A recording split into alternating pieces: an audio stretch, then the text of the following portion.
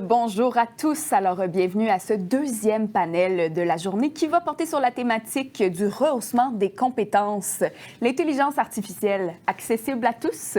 Alors, le panel va être d'une durée de 35 minutes environ et il y aura une période de questions d'une dizaine de minutes, donc n'hésitez pas à les poser dans le chat. Alors, j'aimerais donc vous présenter celle qui animera les échanges aujourd'hui, Marie-Paule Janson, présidente directrice générale de Forum IA. Bonjour Marie-Paule. Bonjour Camille, c'est un plaisir d'être avec vous aujourd'hui. C'est vraiment un plaisir de vous recevoir. Merci beaucoup. Alors, si vous voulez, je commence tout de suite de ce pas. Alors, laissez-moi d'abord mettre un peu la table au sujet du jour.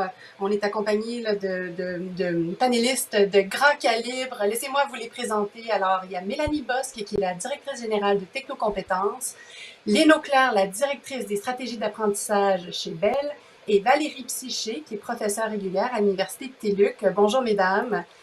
Bonjour, mesdames. Merci d'être avec nous aujourd'hui. Bonjour.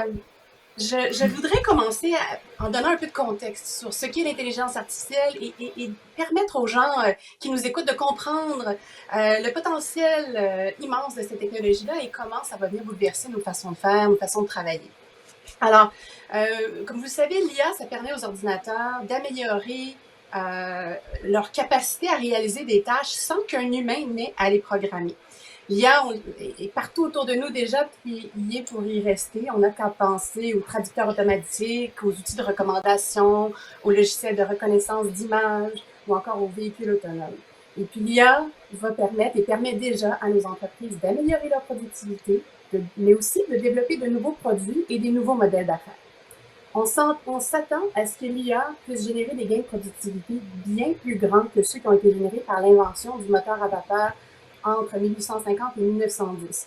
On prévoit en fait que cette contribution-là de l'IA à l'économie mondiale puisse atteindre d'ici 2030 l'équivalent de plusieurs fois la taille de l'économie canadienne. C'est pas rien. Mais pour y arriver, comme ça a été le cas avec le moteur la machine à vapeur, on devra repenser nos façons de faire, en particulier à ce qui a trait au développement de nos talents.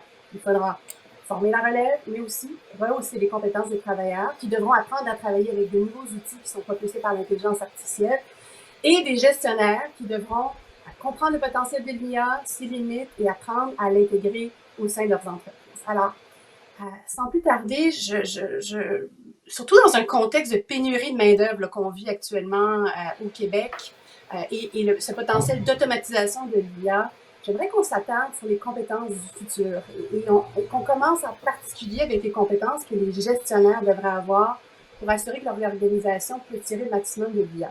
Donc Valérie, je pense que vous avez fait des recherches à cet égard. Pouvez-vous nous éclairer un peu sur le sujet? Avec plaisir.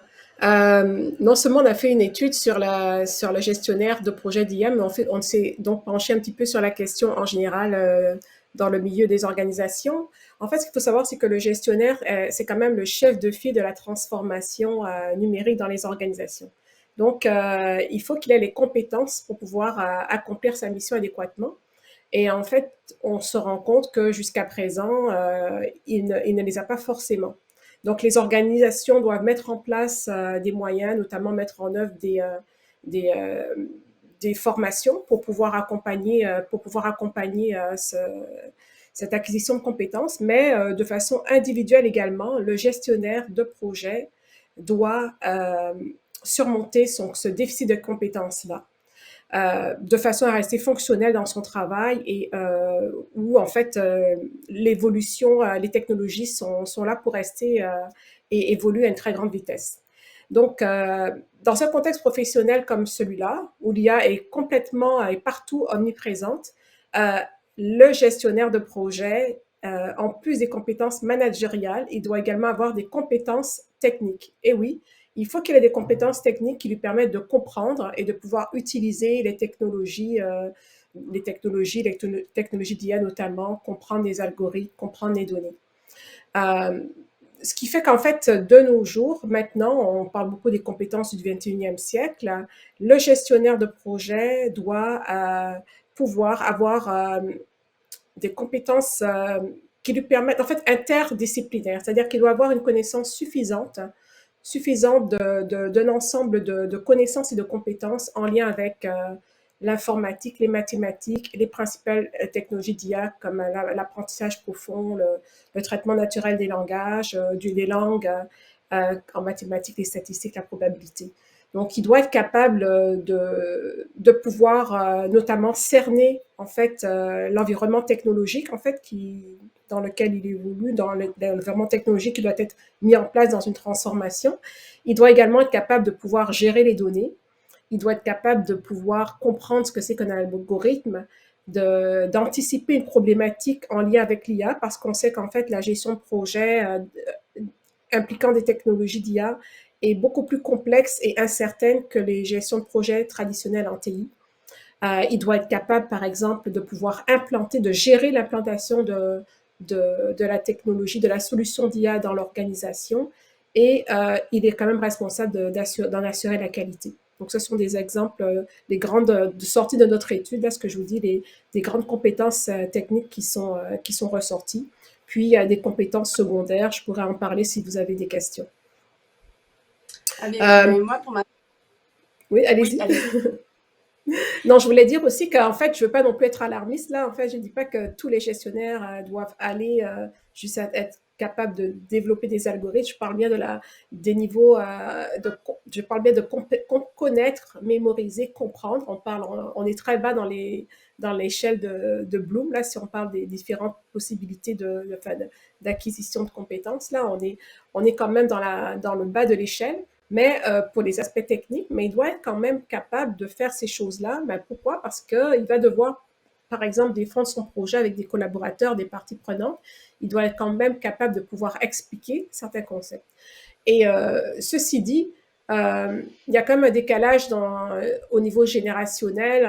On voit que la nouvelle génération de gestionnaires a eu la possibilité, justement, à travers les formations qui commencent à se développer, à acquérir un certain nombre de connaissances au niveau technique. Les gestionnaires qui sont déjà en place vont devoir prendre le train en route dans le cadre de leur développement professionnel. Un des enjeux dont on entend souvent parler, c'est la question de la gestion du changement, d'apprendre à interpréter aussi le résultat des algorithmes et de savoir comment insérer l'humain dans cette boucle-là d'analyse. Est-ce que ça fait partie aussi là, des constats que vous avez été en mesure de faire? Ah oui, absolument. En fait, la gestion de la transformation des processus, c'est quand même, on est vraiment à l'ère du numérique, on est vraiment dans la période où on est à l'ère de la transformation de l'industrie qui devrait aller jusqu'à un niveau 4.0, c'est-à-dire le dernier niveau de transformation. Et ça sous-entend effectivement que le gestionnaire de projet doit être capable de mener cette transformation. C'est-à-dire, des fois, ça signifie qu'en fait, les technologies qui sont implantées pour pouvoir optimiser les processus vont faire appel à des connaissances, des compétences qu'il doit être quand même capable d'appréhender.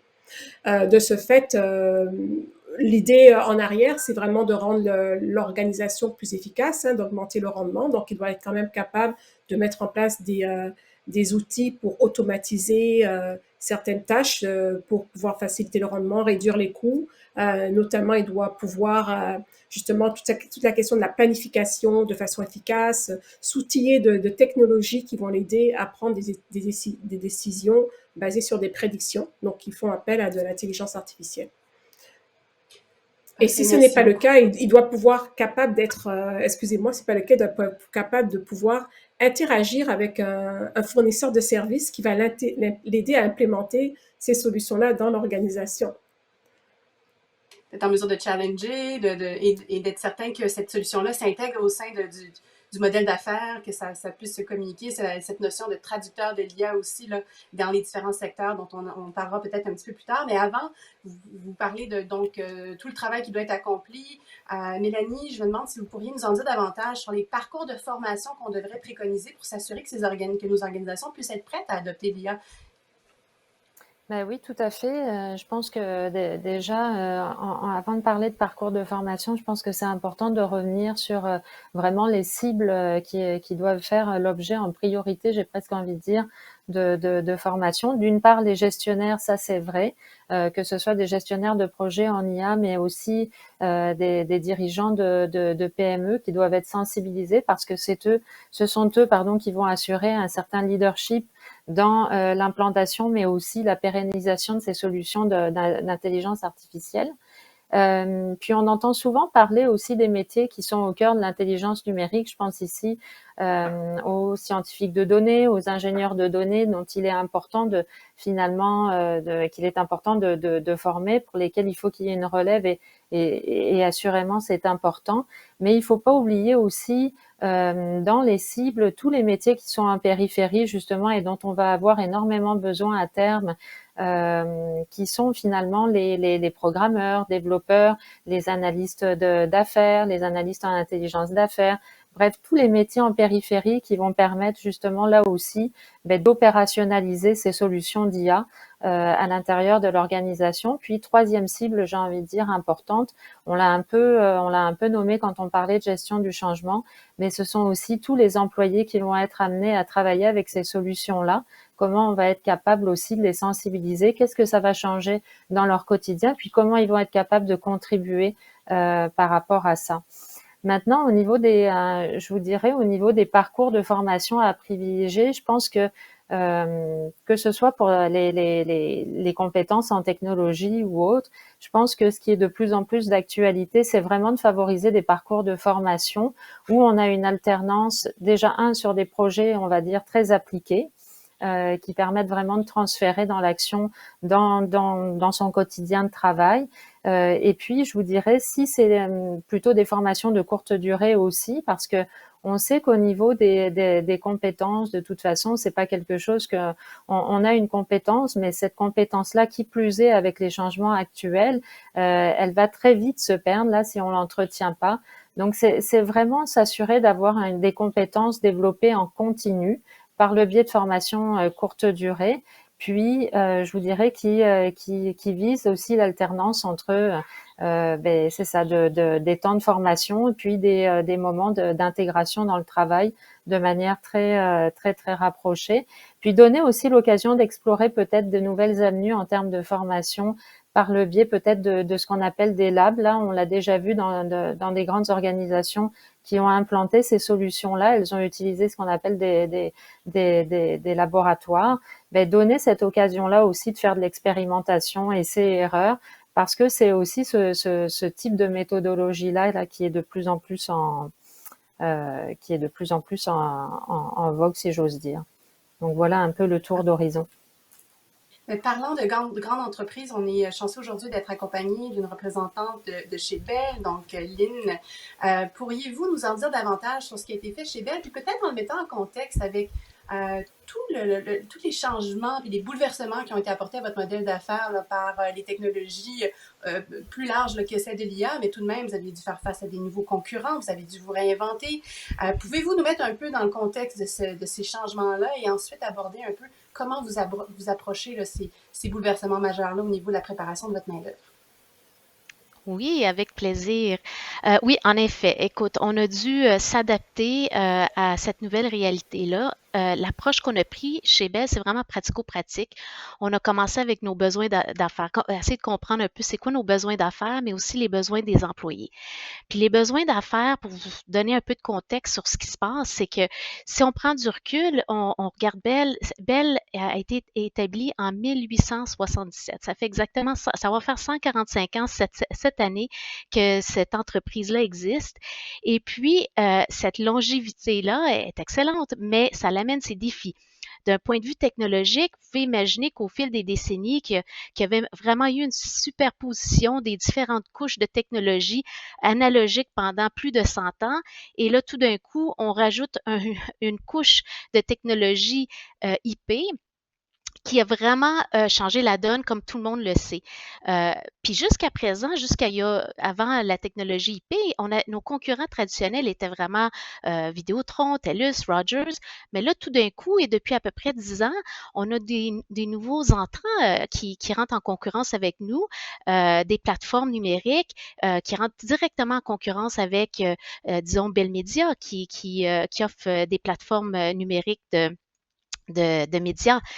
Mais ces plateformes-là, ces compagnies-là sont entièrement numérisées, donc sont plus agiles, sont plus rapides, il y a moins de coûts associés à leur infrastructure comparativement à nous.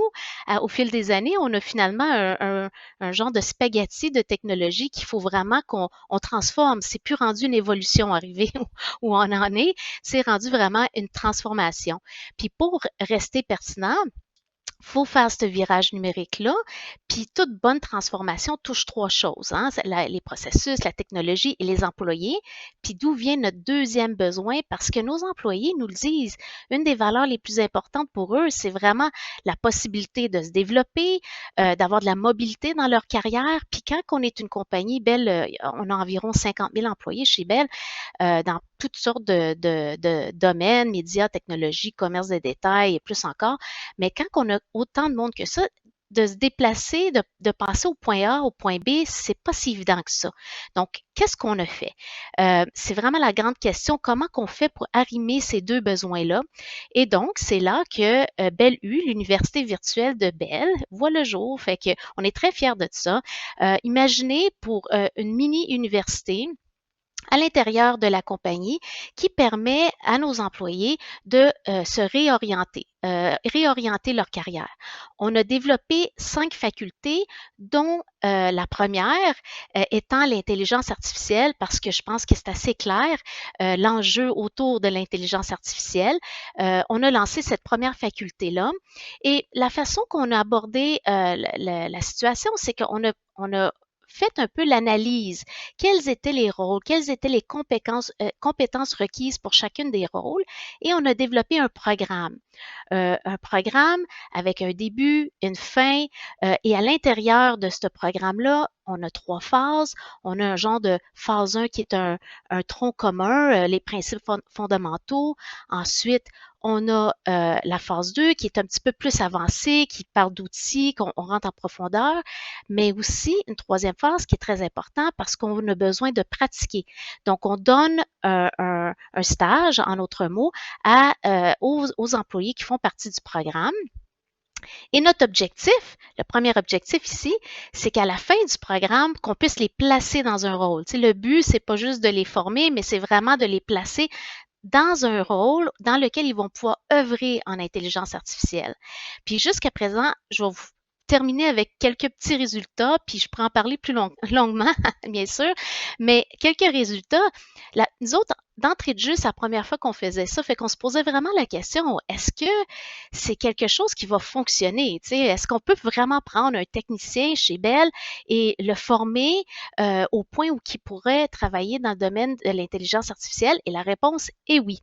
On a lancé le programme en février 2020, un mois avant que la pandémie éclate. Heureusement, on avait mis en place un programme qui était pour la bonne majeure partie, c'était virtuel. On était bien, on était bien préparés à ce niveau-là. Depuis ce temps-là, on a rajouté 2 autres cohortes. On a environ 40 diplômés. On a un taux de diplomation de 90 %. On a un taux de rétention de 95 % qui n'est pas rien. C'est ainsi avec tous les mouvements qui se passent.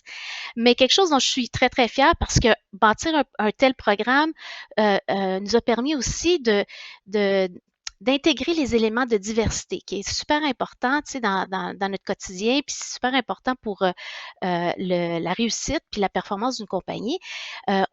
On a pu attirer plus de femmes à ces domaines-là. 30 % de notre programme, ce sont des femmes qui est plus haut que la moyenne du marché. Et aussi, on a une belle proportion d'employés qu'on appelle BIPOC, qui s'identifient, autrement dit, comme autochtones, noirs ou de couleur. c'est quasiment 50-50. Fait que tout ça pour dire, on a vraiment mis en place un programme qui est varié, mais qui a apporté beaucoup d'effets positifs. Fait que ça vous donne un petit exemple de ce qu'on a pu faire, de ce qui est J'adore possible. pouvoir voir. J'adore pouvoir justement voir tout ce potentiel-là, puis de le voir en pratique. Puis j'aime beaucoup que votre approche aille au-delà de simplement donner une formation. C'est que vous incitez les gens à le mettre en pratique, puis ensuite à le mettre en action, littéralement, dans un nouveau rôle. Donc, c'est vraiment inspirant de voir comment une grande entreprise comme la vôtre peut mettre quelque chose comme ça en place. Maintenant, pour peut-être certaines des personnes qui nous écoutent, je pense que ça serait intéressant de voir de votre part, chers panélistes, si vous avez des exemples ou des recommandations pour des entreprises de plus petite taille, comment s'y prendre pour s'assurer que les employés en place puissent rehausser leurs compétences, ceux dont les emplois pourraient être affectés par l'automatisation de l'IA, mais aussi pour que cette culture de l'intelligence artificielle puisse vraiment percoler dans tous les niveaux. Est-ce qu'une d'entre vous veut se lancer à tenter de répondre à cette question? Ben, je peux y aller peut-être. Vas-y. Allons-y avec Mélanie d'abord, puis ensuite je reviendrai. Ok. Ben, oui, je pense que tu l'as nommé. Je pense que déjà un élément essentiel, qu'on soit dans une petite ou une grande organisation, finalement, c'est d'instaurer une culture d'apprentissage, parce qu'on le sait, là, puis Lynn le nommait, effectivement, en termes de rétention, ben c'est déjà un élément très important, de pouvoir permettre à ces ressources de se développer au sein de l'entreprise, de l'organisation. Donc ça, c'est comme un point fondamental. Puis je dirais aussi, c'est un succès, c'est une chance de survie quelque part pour certaines organisations, d'arriver à développer leurs ressources. Maintenant, du point de vue des plus petites entreprises, tu posais la question comment ils pourraient s'y prendre.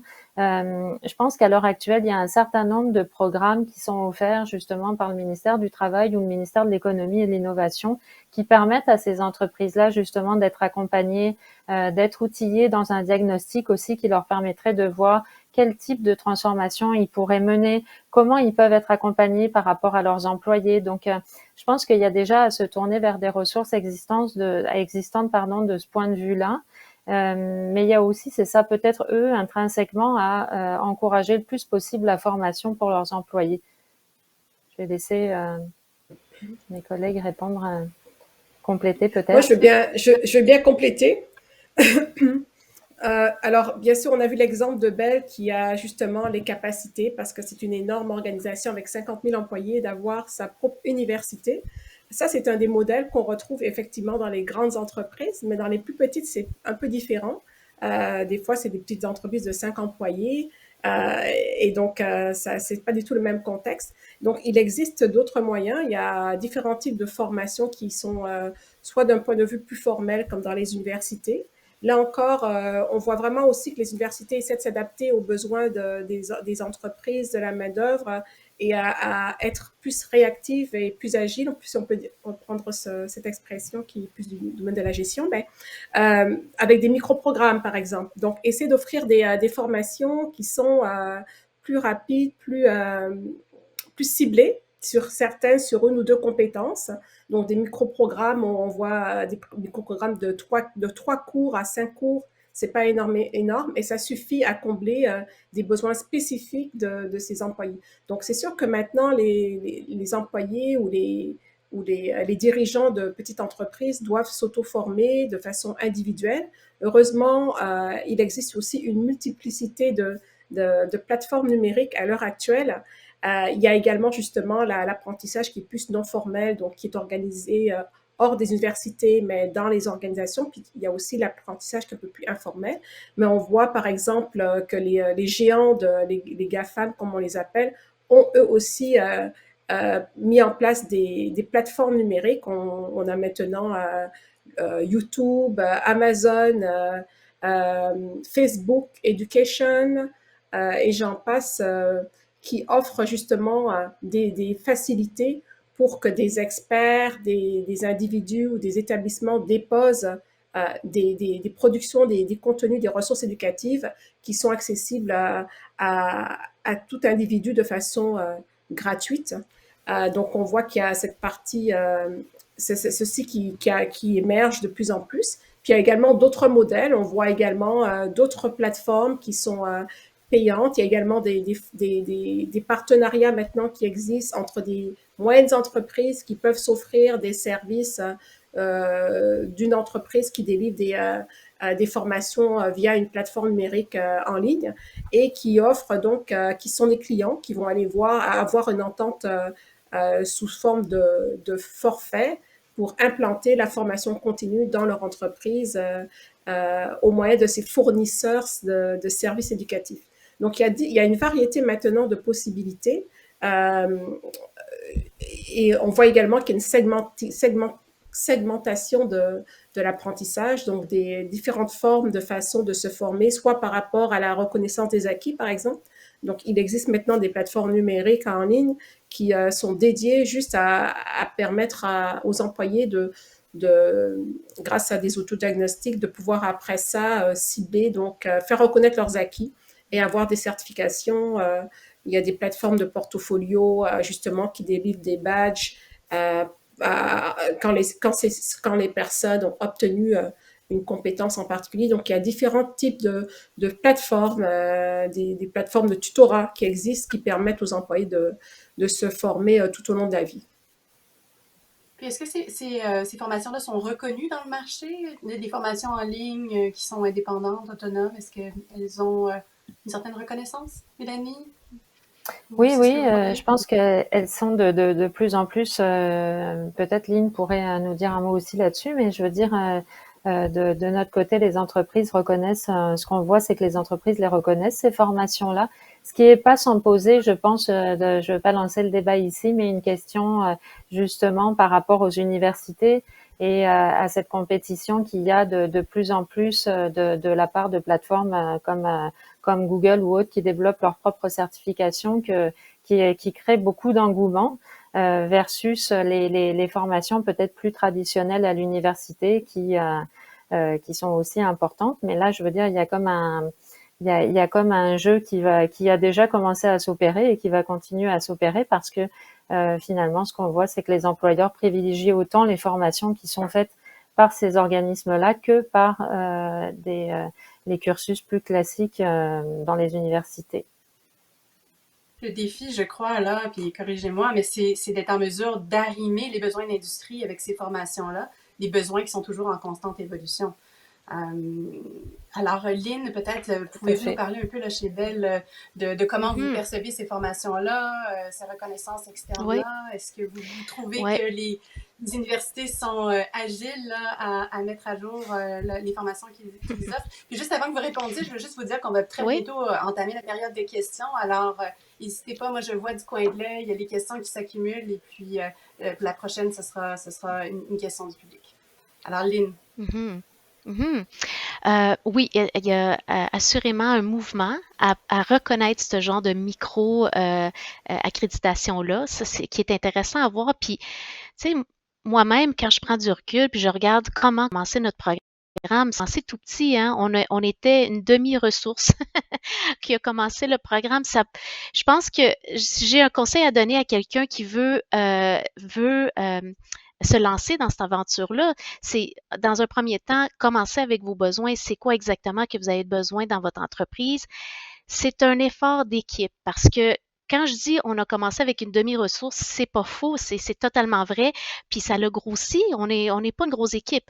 Mais la force de notre réussite, c'est qu'on a été allé chercher des membres de notre équipe qui ont pu prêter expertise, nous encadrer, nous aider dans ce cheminement-là. Fait que ça serait mon deuxième conseil. Puis pour ce qui est du contenu comme tel, en effet, nous, on utilise là, une variété de méthodologies qui ont été justement mentionnées par Mélanie puis Valérie. C'est pas nécessairement quelque chose qui est développé à l'intérieur de la compagnie. Puis il y a beaucoup d'essais et erreurs. Quand on veut innover, on n'a pas le choix d'expérimenter, puis l'expérimentation, c'est pas toujours efficace, mais ça nous apporte à quelque part.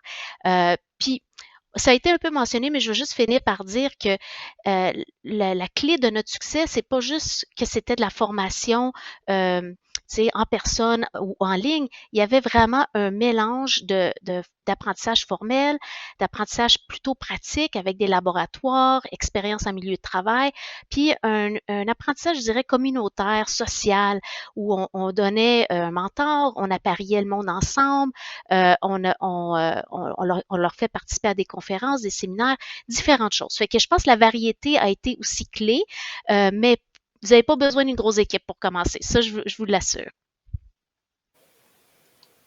Merci. Alors, tel que premier, je vais commencer déjà un petit peu avec les questions du public là, qui commencent à apparaître à l'écran. Alors, Estelle demande si c'est possible d'offrir des formations inverses, des formations managériales pour pallier le manque de compétences auprès des experts en IA, etc., afin de mettre de l'avant rapidement les employés avec ces connaissances technologiques. Est-ce que c'est un concept que vous avez vu dans vos pratiques? Des Je, je... formations. Oui, vas-y. Non, vas-y. Non, je veux bien comprendre, saisir la question. Donc, c'est des formations pour le gestionnaire, pour pouvoir. C'est C'est ce que je comprends de la question. C'est ce que je comprends de la question, mais une formation inverse, donc probablement d'allier des managers avec des experts de l'IA et vice-versa. Alors, je pourrais imaginer, puis ça c'est peut-être anecdotique, mais une chose qu'on entend beaucoup, c'est que les gestionnaires ont de la difficulté parfois à apprendre à travailler avec des ressources très techniques. À comprendre comment en tirer le maximum. Alors, si je devine le sens de la question, ce serait donc de voir si ce manager-là peut recevoir à son tour une formation de la ressource qui est peut-être plus junior, mais qui, elle, détient l'expertise en IA. Ou sinon, si ce n'est pas quelque chose que vous avez vu, est-ce que vous avez d'autres solutions pour aider à résoudre cet enjeu-là? Je peux parler un peu de ce qu'on fait chez Bell à ce niveau-là. Il y a deux choses. Un, on a un programme de mentorat qui permet le mentorat à l'inverse. C'est-à-dire, si quelqu'un, mais c'est pas seulement réservé à l'intelligence artificielle, ça peut être pour n'importe quel dans le fond domaine, mais ça permet à quelqu'un qui est expert de faire la formation ou le mentorat de quelqu'un qui l'est moins. L'autre élément qu'on a ajouté, puis ça c'est pour nos gens techniques, c'est que notre Belle U, notre université virtuelle, c'est intégré sur une plateforme. Donc, c'est très visuel, les gens peuvent y aller. Puis sur cette plateforme-là, on a tout plein de formations qui est plus au niveau de la sensibilisation, des parcours beaucoup moins complexes que de faire le travail. Fait que ça, c'est ouvert aux gestionnaires de ces employés-là. Ça, c'est quelque chose qu'ils peuvent choisir, sont autonomes, ils peuvent le faire sur leur temps et c'est une façon qu'un gestionnaire pourrait y arriver. Parfait, merci. Je vais continuer avec une autre question qu'on avait un peu abordée au début, cette question des traducteurs de l'IA, dans des situations des entreprises qui œuvrent dans un secteur spécifique autre que celui des technologies, par exemple le milieu de la santé, le milieu du transport, de la logistique, etc. Cette capacité de développer, de former des employés qui sont en mesure à la fois de parler le langage de l'IA, mais aussi le langage du modèle d'affaires, du secteur d'activité de l'entreprise. C'est un défi qui est assez complexe. Alors, j'aimerais bien vous en entendre parler aussi, de voir quelle est la meilleure façon là, de s'assurer qu'on puisse avoir à l'avenir ces traducteurs de l'IA-là qui comprennent à la fois le modèle d'affaires, le secteur d'activité et l'intelligence artificielle. C'est un peu la question de la poule ou de l'œuf. Qu'est-ce qui vient en premier?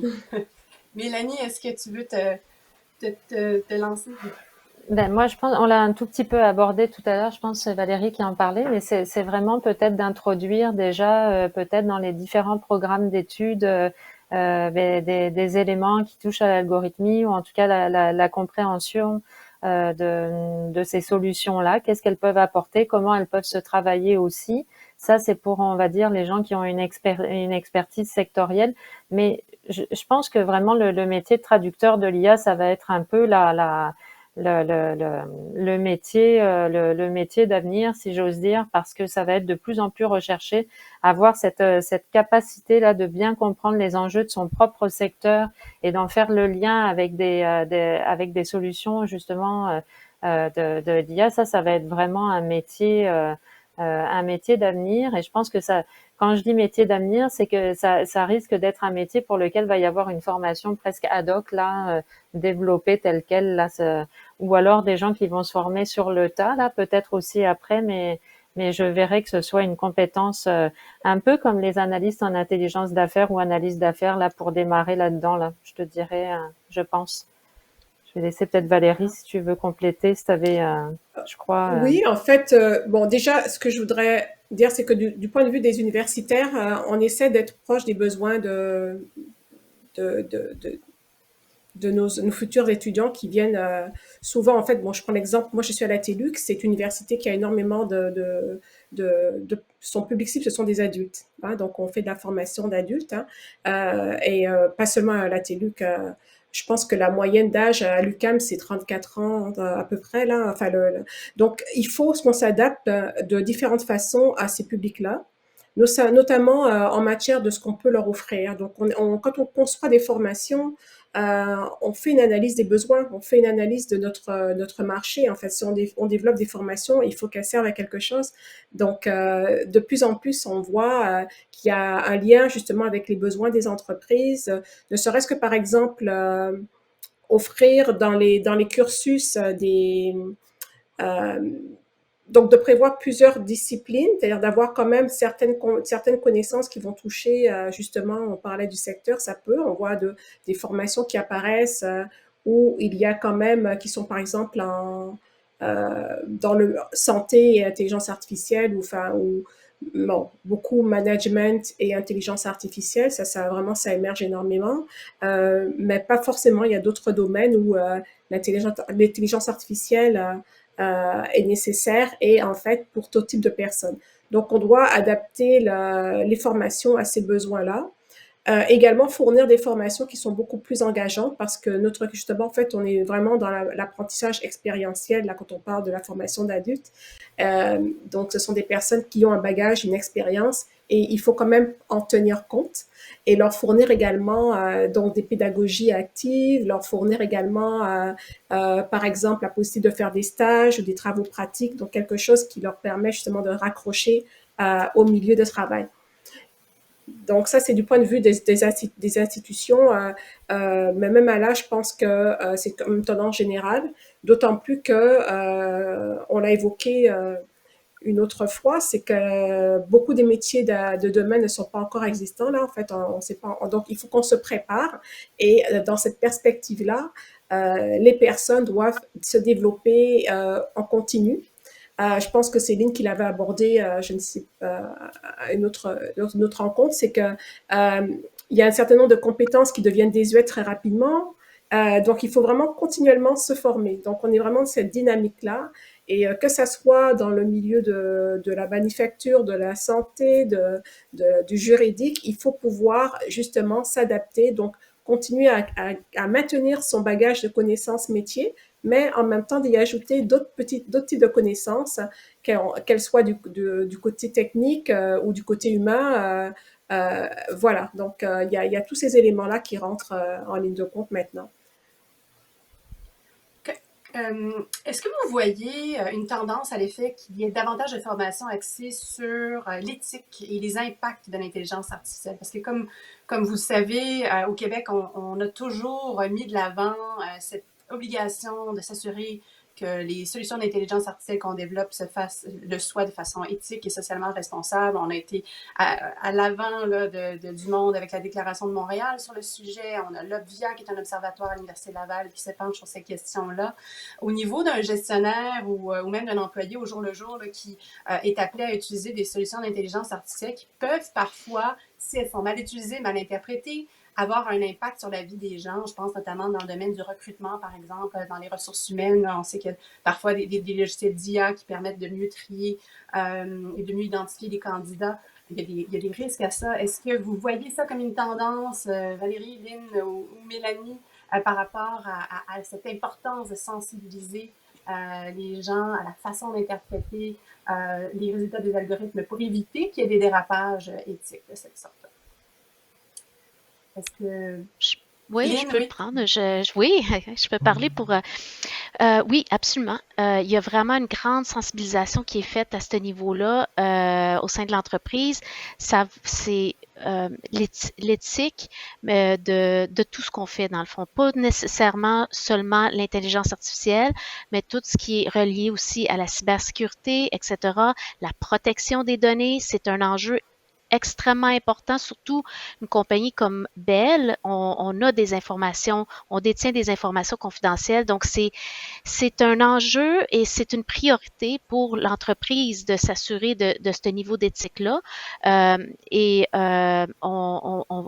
fait des formations aux employés, pas juste ceux qui œuvrent dans ces départements de l'intelligence artificielle, mais on le fait à la grandeur de l'entreprise et aussi on s'assure, on mesure certains, il y a certains critères qu'on mesure pour s'assurer que on tient la route là, sur ce qu'on doit faire. Fait que oui, c'est absolument un enjeu, surtout une compagnie qui travaille avec des informations confidentielles. Je pense que c'est un incontournable, en fait.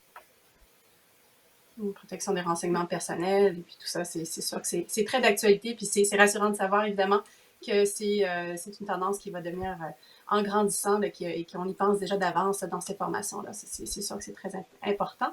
Je vais me tourner maintenant vers une autre question du public. Donc, Olivier demande s'il y a d'autres avantages à l'IA que l'automatisation de certains volets de l'entreprise. Si oui, quels sont les plus importants avantages reliés à l'IA en entreprise? Alors, je ne sais pas si Lynn, encore, de votre côté, vous avez Ben, certains... je sais pas si ça va répondre. J'ai un exemple en tête qui je trouve super intéressant, mais c'est pas nécessairement pour c'est pas du tout pour la productivité de l'entreprise. C'était une initiative pour protéger nos citoyens de la fraude. Étant donné qu'on a accès, tu sais, on est responsable du réseau téléphonique, il y a une possibilité pour nous de faire des filtres pour pouvoir détecter de façon, en utilisant l'intelligence artificielle, des appels potentiels frauduleuses. Fait que c'est vraiment une des initiatives qu'on utilise qui va vraiment au-delà de juste dire je transforme mon entreprise. Dans ce cas ici, c'était vraiment pour protéger nos citoyens québécois et canadiens. Absolument. Merci. Donc, je pense qu'il nous reste du temps peut-être pour une ou deux questions. Là, je regarde le temps qui file. Je terminerai peut-être, en tout cas, une qui me vient en tête, qui est en lien avec la question de la diversité dont vous avez parlé chez Bell, tellement important dans un contexte justement où certains algorithmes pourraient avoir des impacts plus grands sur la vie de certaines personnes plutôt que d'autres. On est toutes des femmes aujourd'hui autour de la table et je me demandais si vous aviez des recommandations par rapport à justement comment améliorer la quantité de femmes et de membres de la diversité dans le domaine de l'IA. Est-ce que vous voyez déjà des initiatives qui portent fruit? Je sais que Lynn, chez Bell, c'était le cas. Peut-être Mélanie et Valérie, si vous avez été en mesure d'observer des grandes tendances à ce sujet-là. Il y a des grandes tendances effectivement à ce sujet-là. Et puis, pour prendre un exemple, par exemple, Ivado, là, ils sont très actifs au niveau de justement ils ont comme un comité de équité, diversité, inclusion. Ils ont une comité de pratique. Moi, je suis inscrite je suis un peu membre, donc je reçois les nouvelles. Ils organisent des formations, ils organisent des moments où il y a des webinaires où on peut échanger sur les questions de l'équité, la diversité et l'inclusion. Donc c'est un exemple d'initiative qui est sponsorisée, qui est financée par un grand organisme qui travaille dans le milieu de l'intelligence artificielle, mais il y en a d'autres. Les filles en technologie, je pense, qui est un organisme aussi qui œuvre pour pouvoir changer les mentalités, puis pour pouvoir justement mettre en valeur les femmes qui œuvrent dans le milieu de la technologie. Donc, il y a quand même de plus en plus c'est comme une tendance forte justement de mettre en valeur justement ce que d'autres types de personnes font, pas simplement le modèle qu'on voit habituellement. Et donc, ça devient même en plus en lien avec la question, on a parlé tout à l'heure des données et de l'éthique des données. C'est un peu pareil, en fait. Enfin, quand je dis c'est un peu pareil, ce sont des questions qui sont reliées au domaine de l'éthique et ça rentre dans les enjeux, justement, qui sont importants à considérer avec la transformation numérique et l'implantation de technologies en intelligence artificielle. Donc, que ce soit les personnes qui œuvrent et qui vont manipuler, traiter des données, qui vont pouvoir prendre des décisions sur ces données-là, qui vont après ça être traitées pour peut-être mener à une solution d'IA, que ce soit les données en tant que telles, les informations qui sont utilisées. Là aussi, il faut les traiter de façon à ce qu'il n'y ait pas de biais, comme on dit. Donc, il y a une très grande tendance justement je pense qu'il y a une grande sensibilisation sur ce point-là, de la gestion responsable de l'IA. Merci. Alors, je pense que c'est de tout le temps dont on disposait. J'ai pas reçu d'avertissement là, que le panel devait prendre fin, mais je pense que ça devait durer 45 minutes. Alors, c'est bien le cas, Camille. Excellent. Bon, C'est moi l'avertissement. Bon, ben, excellent. Alors, je voulais donc remercier chacune de nos panélistes pour ces échanges très importants. On sera tous mieux outillés pour se préparer à l'adoption de l'IA au sein de notre société. Donc, merci à vous trois. Merci. Merci beaucoup. Merci. Merci, mesdames. C'est un grand plaisir de vous entendre discuter et on espère collaborer avec vous prochainement.